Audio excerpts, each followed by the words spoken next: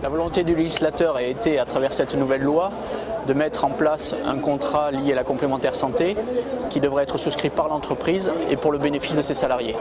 Et donc c'est la nouveauté, c'est que dorénavant, chaque salarié aura via son contrat de travail la complémentaire santé qui lui sera proposée.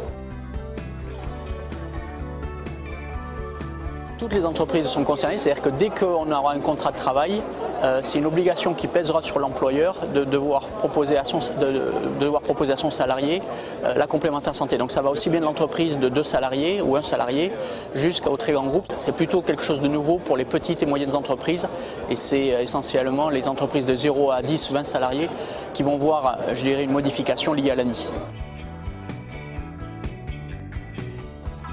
Il ne faut pas se voiler la face à partir du moment où il y a une obligation qui pèse sur l'entreprise de cofinancer à moitié cette complémentaire santé. Il est vraisemblable que l'employeur sera vigilant sur l'aspect budget. Et donc on va terminer avec un niveau de garantie qui va être relativement dépouillé, même si le législateur s'empare du sujet pour que ces garanties aient quand même une réalité.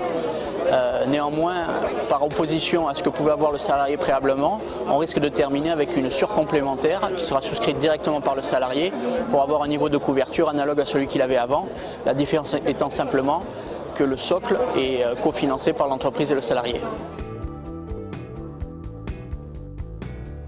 Alors, le législateur a prévu un certain nombre de cas où le salarié peut bénéficier de dispenses d'affiliation, donc qui sont énumérés et pour lesquels on peut traiter ces cas particuliers pour éviter des redondances de couverture si tel était le souhait du salarié. Il peut également faire le choix d'être couvert par son conjoint et également par son employeur, ce qui donnerait à ce moment-là des garanties majorées. Ça dépend du choix que souhaitera faire le salarié.